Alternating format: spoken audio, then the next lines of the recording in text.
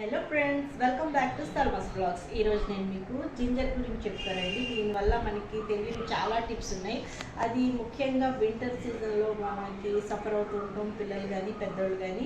So వాళ్ళకి దగ్గు జలుబు రాకుండా ఉండాలన్నా, ఉన్నది తగ్గాలన్నా మందులు వేసుకోకుండా ఫస్ట్ మనం ఇంట్లో జింజర్ మనం తీసుకోవాలండి. బాగా కడిగి దీనికి మనం రసం తీసుకోవాలి. రసం తీసుకొని దాన్ని హనీతో కలిపి మనం యాడ్ చేసి రోజు ఒక 2 స్పూన్స్ పిల్లలకి పడితే కనుక వాళ్ళ దగ్గు జలుబు బాగా తగ్గిపోతాయండి. అది ఎలా చేయాలో చూపిస్తాను.